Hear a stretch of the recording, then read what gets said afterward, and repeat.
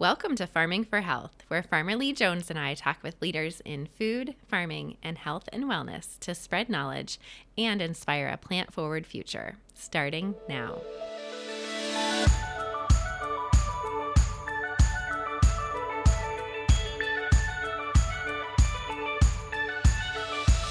Welcome to the Farming for Health podcast. Today we're talking with Matt Jennings. Welcome. Thank you. Thank Wonderful to you. be here. Yeah, thank you so much for being on. I know you're a chef and you do so many other things. We're really excited to learn more about you and all the things you're working on. Well, thanks. I do like to stay busy. Yeah. So Lee's going to start us off today. And it looks like you are busy. That's just, you've got a lot going on.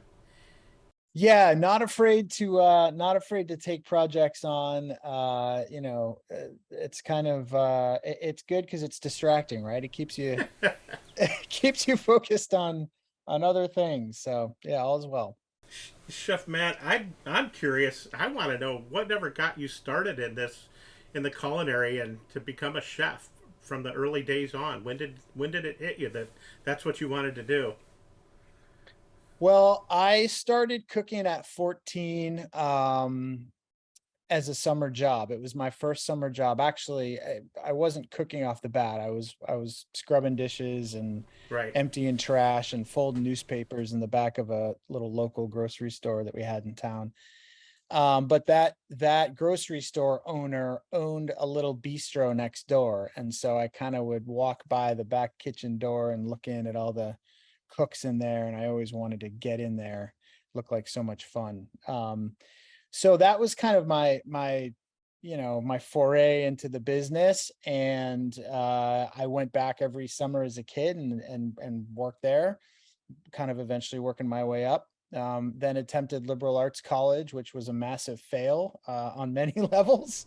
Uh, and so my folks said, well, why don't you take a year to figure out what you want to do? You're gonna have to get a job. And I didn't really know what I was going to do. So the only thing that was familiar to me was to go back to the kitchen. And so when I did that, it kind of made me realize, like, hey, maybe this is what I should be doing since I enjoy it. And so I just kind of went from there. Ended up going to culinary school, and the rest is history, as they say, I suppose. So did you end up working at that bistro for the grocery store owner? I did, yeah. I Yeah. worked my way up from folding newspapers and stocking shelves in the grocery store on Sundays to being a full-time dishwasher in the restaurant, and then moved my way up from dishwasher to, you know, salad cook to grill to saute, all the way up. Yep. Yeah, hang around long enough, they're going to be short a staff member, and they're like, "Can you do this? Get in here, go Yeah, or for they it." or they just get sick of looking at you and they say, okay, stop asking me when you're going to get on the hotline, kid. So yeah. And Yeah. I know you had your own kind of wellness journey. And that's one of the reasons I was really excited to talk with you. Can you tell us more about kind of your wellness journey and kind of where that's led you now? Yeah, so between the days of the grocery store and the small bistro to now, I have owned a bunch of my own restaurants. I started with my first restaurant in Providence, Rhode Island with my wife Kate, that we opened when we were 24, or I was 24. And that was kind of a small mom and pop specialty artisan food store with an adjacent 30-seat restaurant. She is a pastry chef, or she prefers to call herself a baker by trade. So she would do all the sweet and I'd do all the savory. We had that place for 12 years, and then we moved from there up to Boston and opened. We went from 34 seats to 134 seats, which is not Wow. Wow. necessarily suggested. There was a lot of learning curves in there. But we had our first place for 12 years, and then our most recent place we had for just under four, in Boston. And I had some health stuff go on during that time, and I had gained quite a bit of weight. And I'd gotten up to about 400 pounds. I was certainly in need of a sobriety break. Um, I was dabbling and accessing probably more than necessary. as I think I kind of got wrapped up into just the world of, um, you know, being a chef and being an operator and kind of those stresses and a lot of late nights and a lot of bad decisions, right? As can happen.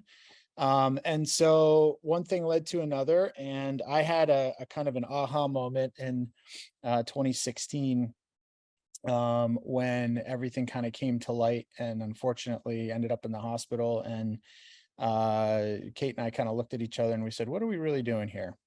And I think it's time for us to kind of redesign the priority list. And so for me, one of those priority lists was kind of getting out of the restaurant business, to some degree, or at least finding a way to navigate it in a new way, or find my place in it in a new way. Mm-hmm. And so I had already started doing some consulting while we were in Boston, and that business was kind of picking up steam. And I said, well, maybe I take a little bit of a break. We sell the restaurant and I focus on consulting. So I had started Full Heart Hospitality, which is a food, beverage, and hospitality consulting agency, based both at that time in Boston and then the West Coast. I had a partner in that named Jason Rose, who's also a chef who I'd known my entire life, who's fantastic. And so Jason and I said, hey, let's do this together. You kind of handle the West Coast, I'll handle the East Coast. And so that really led to me, getting sober, and losing a couple 100 pounds, embracing fitness, trying to just operate with a clearer mind and clear expectations for who I wanted to be, is not just a chef, but a dad and a husband, and a human being, all things that are more important Yeah. ultimately. Yeah. Absolutely. Wow. What a journey. And Yeah, what a powerful story. And yeah, I yeah. saw, especially with the name like Full Heart Kitchen, can you tell me how you came up with that and what the meaning was to you? Yeah, Full Heart Hospitality was built, I think, really on the premise of wanting to help other businesses, other food businesses, hospitality businesses thrive, through kind of a more holistic approach at how they operated. We do everything from full service, creative consulting. So, designing restaurants from the ground up, from concept to design and architecture, menu engineering, recipe development, all those things. But also really look at the people and the systems and the processes by which they do business, and try to advise on those things as well. So has been a really amazing journey. And Jason, who has kind of taken lead on that, is really well versed in all of those things as well. So it's great for us to kind of come at it from this kind of almost co-chef mentality, where we have each other's experience to bounce off of. But yeah, it's been an amazing ride, and that has led to other endeavors, and just always busy. Yeah. I'm curious on the consulting during COVID. Were people looking for help at that point, or was everybody just dead in the water? It's fascinating. We actually, so consulting is one of those careers where you have to eat what you kill, but you have to be able to kill. And it can be nerve-wracking sometimes, because you're kind of wondering what the next job's going to be, and you're always kind of hustling, right? I guess not unlike filling a reservation book in some ways, if you look at the restaurant industry, but on a grander scale. Excuse me. So we were afraid, actually, during COVID, that we would lose a ton of clients. And we actually found that COVID provided an opportunity for us to engage with clients on kind of a whole different level, and say, how do we get you prepared now, Yeah. for what's coming later, right? When we get back to reopenings, when we get back to, kind of quote unquote life as normal. So we had a kind of a chain of opportunities. One was kind of helping them in the current moment, navigating what they had to do to to fulfill, the requirements, the safety requirements, and still be able to get, folks in the door, or in that case, a lot of pickup, obviously. And we had clients that were pivoting to grocery models and all sorts of things. But also then longer term, looking kind of further down the road. And for a lot of these folks, it was the first time they'd ever really thought about long-term strategy. I think so much of hospitality and food and beverage is built on the now, Yeah. and built on the making the guest happy in the moment, right? You're not really always thinking about, hey, where do I want to be in 5 years? Get through today and get through next week. Yeah, exactly. So that was an opportunity for us, for sure. Yeah.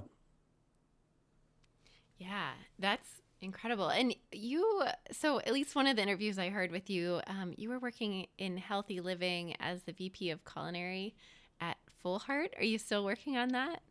So I've left healthy living, but Okay. it was a great opportunity for me to come once we got to Vermont, and help them with more of kind of a long-term, again, kind of helping them create some long-term strategy for their business. Yeah.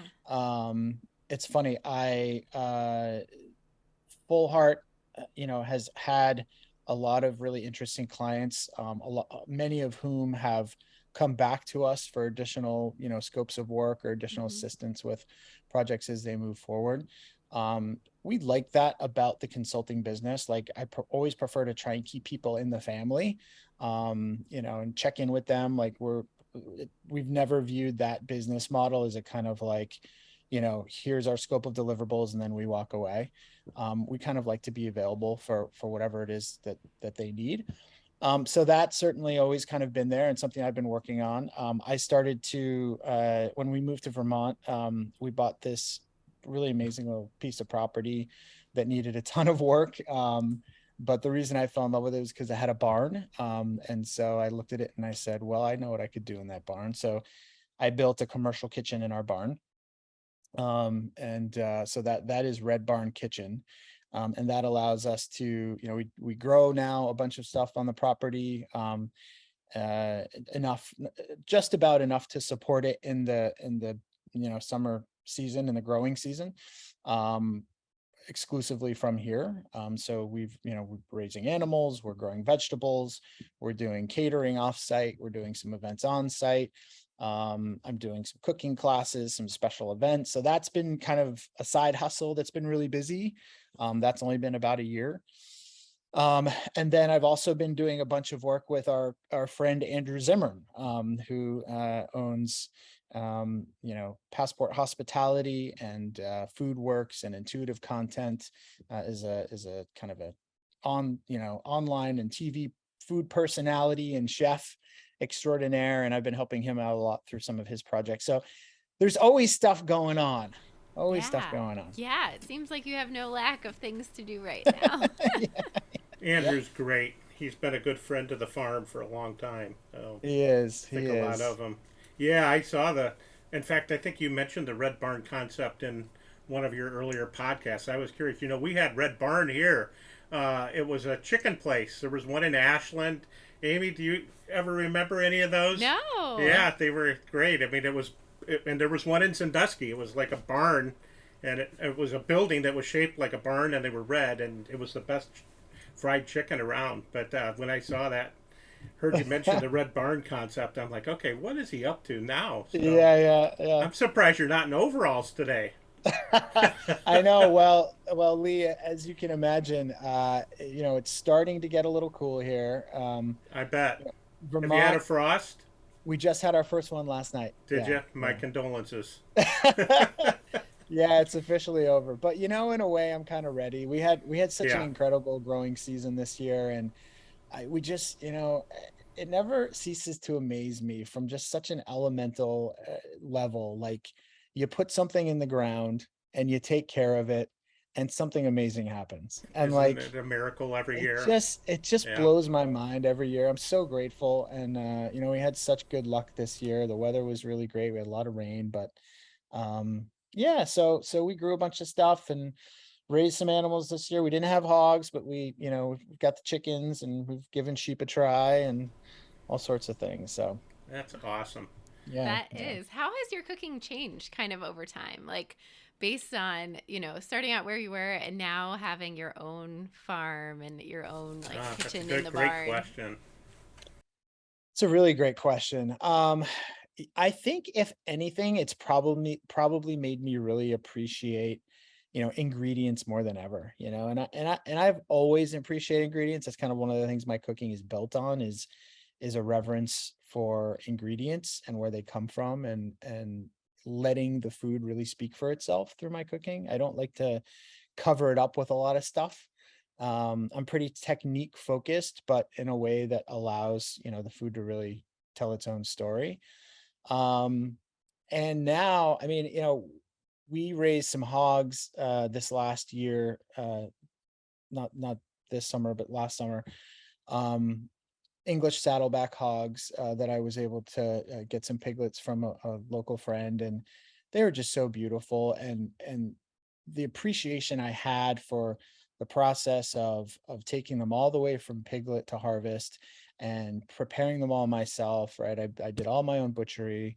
I created an incredible amount of primal cuts and subprimal cuts, and doing a lot of our own charcuterie here, and all the stuff I love to do and I've always done. But it made me realize just how special it is to be involved in the whole process.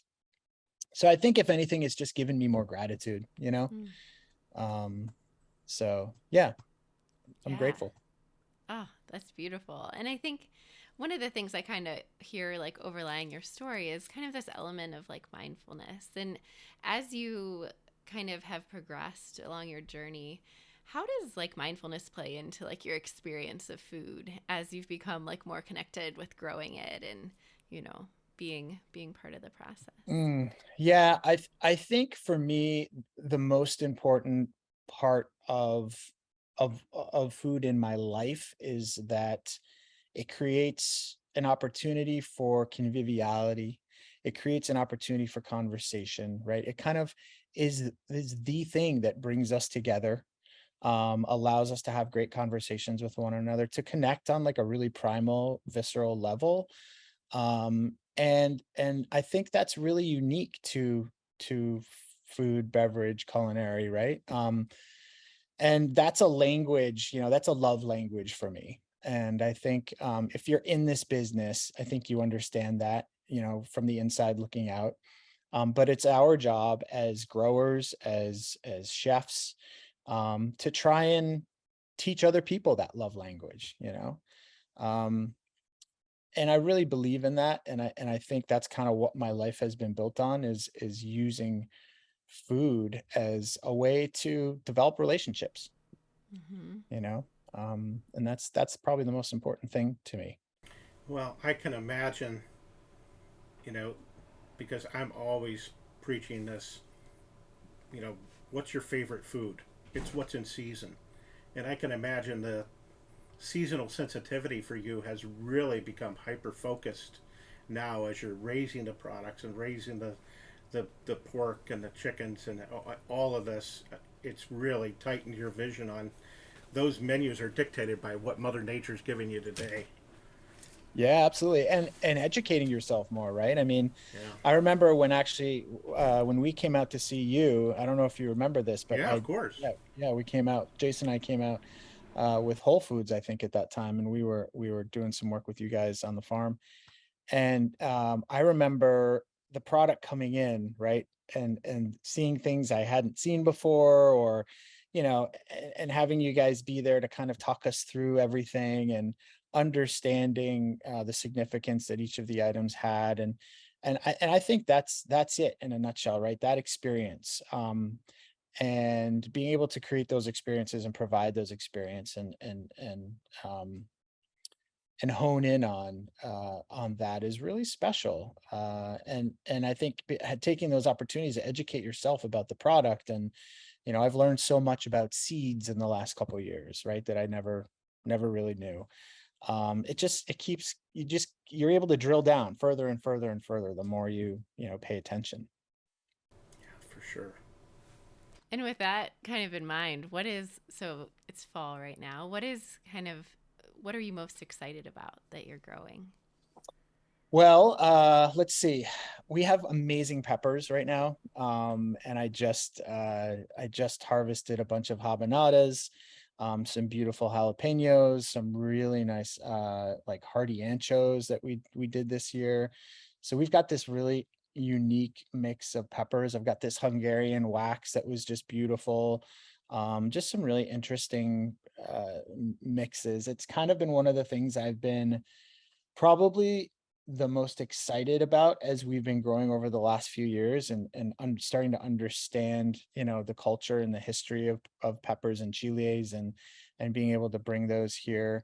I think Farmer Lee will tell you it's great to find an area of focus, because otherwise you kind of just go like this. I started off when we first started, um I won't call it farming, but homesteading. When we first started homesteading, I wanted everything, right? I'd look at the seed catalogs and be like, I'm going to get 10 of these and 10 of those and 10 and you just kind of go wide as A opposed to kid in a going. candy store, right? Yeah, yeah. And you go wide as opposed to going deep. And then as you go on throughout a few seasons and you see how things do and how your land reacts, and what your climate's like, you kind of start to narrow your vision.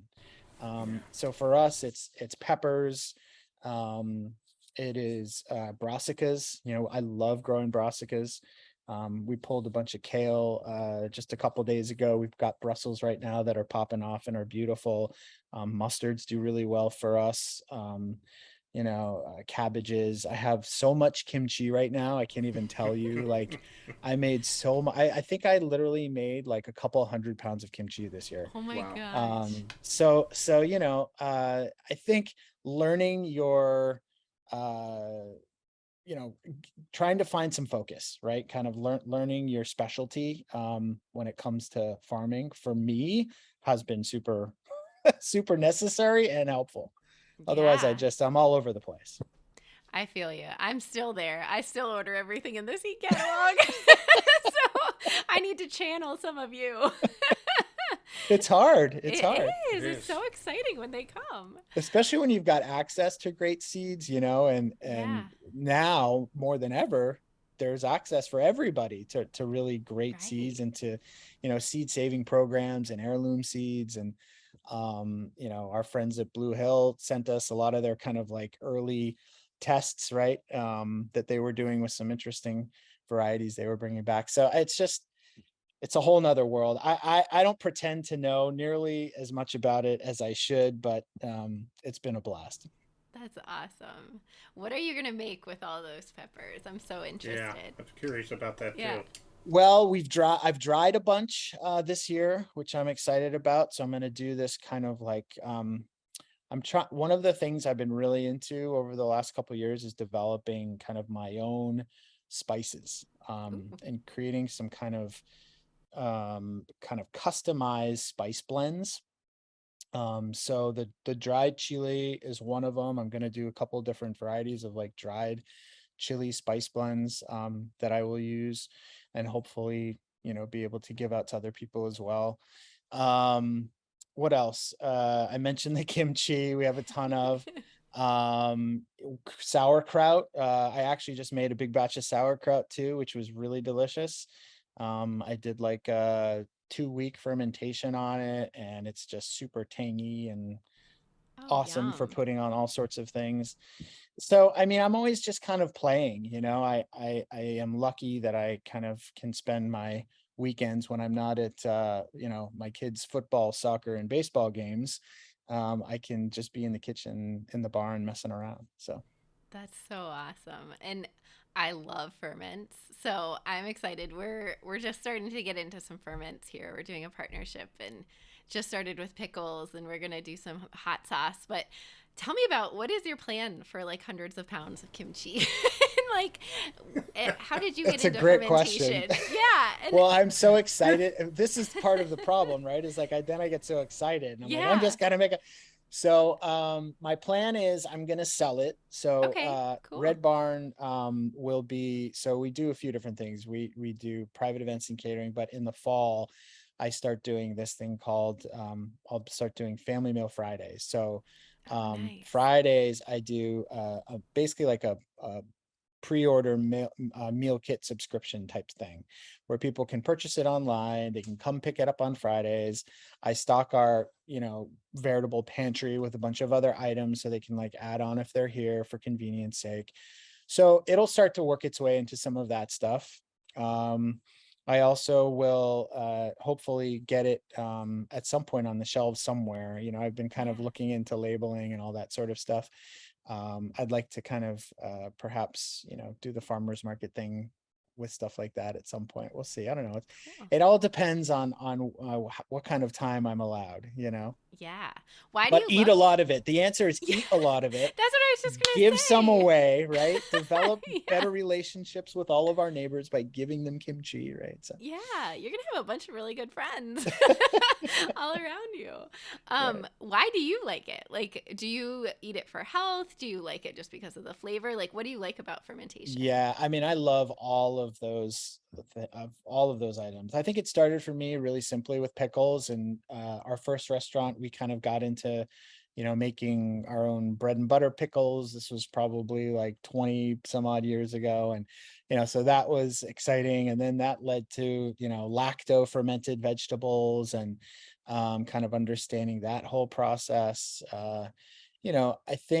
I think as a chef and as somebody who is into agriculture, understanding ways to preserve the harvest are like super essential, right? Yeah. Um, I think you have to be able to bite it off in pieces you can chew, no pun intended, but starting small, whether it's the hot sauce or it's the spice blends or it's, a butcher salt that has great herbs chopped up in it, or just like simple things like that are great ways to expand both, your knowledge, your skill set, and also your pantry so that you can have those items throughout the winter. But eventually it turns you into learning other things, right? And Hmm. I don't know, for me, life is about just like always trying to improve and do better and learn something new. So it fascinates me.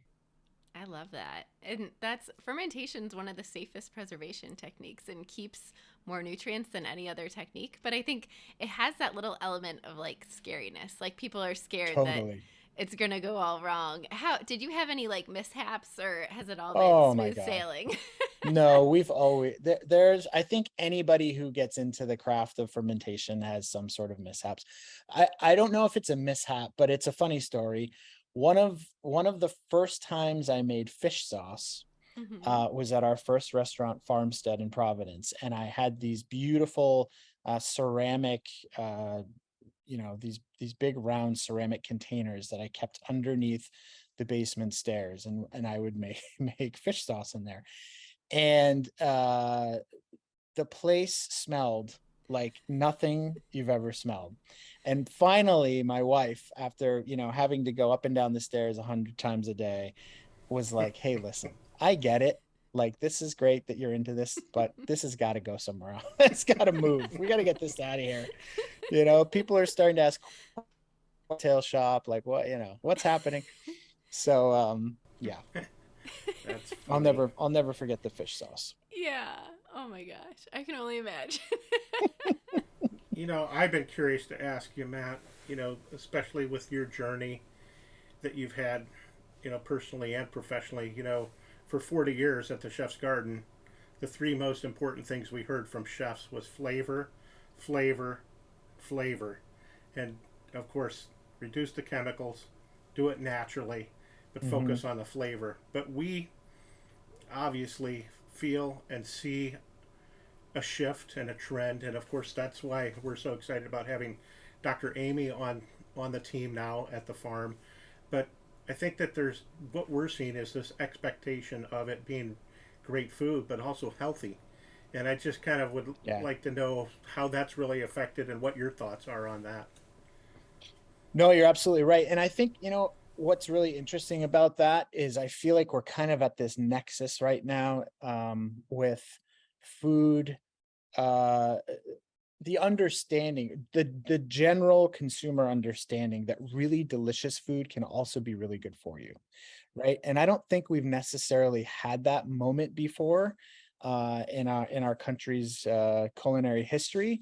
I think the kind of the the perspective that, really delicious food either has to be really expensive and unobtainable and kind of high end, or it has to be like state fair, everything's fried, right? Like a lot of heavy flavors, a lot of sweet, a lot of salt. I think those days are kind of over, and we're realizing that, oh my gosh, wait a minute, the opportunity to create like wholesome, delicious, healthy, exciting food is actually at the fingertips of like anybody who wants to try to cook, to learn how to cook.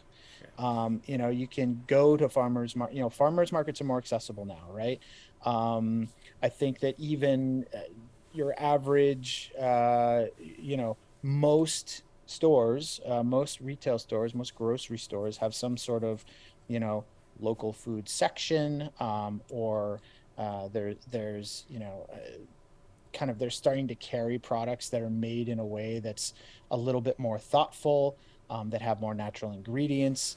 Right. I think we're getting there. We're close, I think we still need to be able to figure out how to make it accessible to absolutely everybody. But the mentality is right, and the moment is right to, to kind of latch on to that idea that delicious food can be great for you. Yeah, more farmers markets in 2021, 22 than in the history of the United States. More vegetable seeds sold during this period than even going back to the Victory Garden days. So it's Yep. exciting. More gardens, more farmers markets, more emphasis and awareness of where the food's coming from, who's growing it, how those people on the farms are being cared for. It's Yep. exciting to see it. Yep. It's Yep. coming, like you say. It is. And I think, for better or worse, COVID, I think, kind of helped that a little bit, because it made people realize, hey, I've got a little piece of land here. Why don't I try and do something?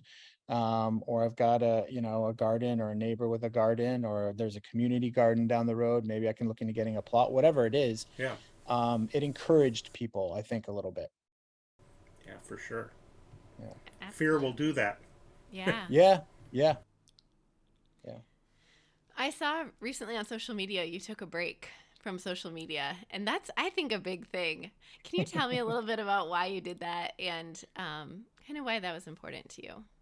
Yeah. Well, that's a great question. I mean, I think it's interesting. The the world of hospitality and food and beverage, combined and shaken up and stirred with social media, can be a little dangerous sometimes. Um, and I think that, I just, for myself, I'm a family guy too, right? Like, I'm a dad. Yeah. I got to be around. I have to be present. I think having, a thoughtfulness to how I, um, kind of maintain, um, my voice in the food world is certainly, important to some degree. But I also, I want to be here. I want to be here and enjoying my family and my kids and this amazing place that we live. And so it's important to dip out, I think, every now Yeah. and then. And that's why I did that. I've done it before. I'll do it again. It's funny. Instagram in particular is one of those things where it's like, it's been such an amazing tool for me to connect with people. I've met some amazing people on there, and I communicate frequently with people on that platform. But I also, it also kind of builds this thing that you feel like you need to try and keep up with. Hmm. And as soon as I start feeling like that, I'm like, okay, I got to just, shut it down, because it's about the here and now, right? Who cares what other people think? Like, you got to live your life. You got to do your thing. So I kind of have a foot in each of those worlds, for better or worse. Yeah, no, I love that. When I saw that, I was like, good for you. Especially, I mean, how old are your kids? Just turned 13 and Okay. 9. Oh, yeah. Wow. So I officially have a teenager now. That Yeah. might have had something to do with it, right? Yeah. Like, oh my God, like, I got to pull out for a minute. But he actually made me delete my TikTok account. So that was probably good for everybody's sake. But it's funny because his friends, I started a TikTok account maybe, I don't know, 3 or 4 years ago or something, and never really did much in it. There was maybe 3 posts on it or something. And his friends, who have TikTok accounts, he does not. His friends found it online and showed him, dude, your dad has a TikTok account. Oh my God, look at these old videos. So he came to me and he was like, Dad, no, you gotta go. This has gotta go. Aw. So You gotta love that. you gotta love that. They're always Yep. teaching me something. Oh yeah, I can't wait. I have a 4 and a 6-year-old, so it's Oh, still coming for you'll me. be there. You'll be there. Yep. Yep. Awesome. That's because you guys just remember what you were like at 13, Right. 14, and 15. Yeah. Yeah. Yeah, exactly. Yeah. Well, I was getting into just as much trouble as I was good things, I suppose. I started working early, which I think saved me from a lot of stuff, right? And I'm trying to encourage my boys to do the same. In fact, my kids have been great about, they're very into this place and helping out around, the gardens and jumping in the kitchen when I have an event. And That's great. I'm Awesome. lucky. It's great to have him around, and especially my older guy who I actually, he just turned 13, as I mentioned, and for his 13th birthday I bought him his first knife kit. Oh, So cool. he's got his first couple of chef's knives and he was like, oh my God, really? So that stuff for me is cool. And if Yeah, I it can is. teach them to have any kind of a reverence for food and hospitality, because I think you learn such great people skills in this business too, right? Mhm. It teaches you so much more than just food. It teaches you how to relate to other humans and how to develop relationships and develop a work ethic. So yeah, I'm lucky. That's amazing. So our podcast is called Farming for Health. And when you hear farming for health, what does that make you think of or what comes to mind? Well, I would say it probably makes me think about cultivating a better you. And that can be different for everybody, right? But that's probably the first thing I think about. It was the first thing I thought about when you reached out. um I think for me, finding those ways to connect with the land, connect with a sense of purpose, and do it in a way that's really healthy for me and my family is kind of what my whole new life is built upon.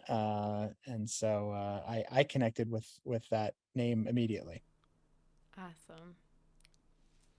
Lee, any last words? No, it's just great to catch up with you. I'm excited. I mean, you're talking about 13 and you starting to work. When you were young. I think that the life that you've laid out for yourself now really does lend towards involving the kids because at any different skill level, you can put them to work at something and they can be a part of it. And it, you know, uh, there's a saying I'm looking for in my hand, but it's idle hands are the work of the devil. So it That's becomes, true. and you can keep them busy. There's always something to do when you're farming.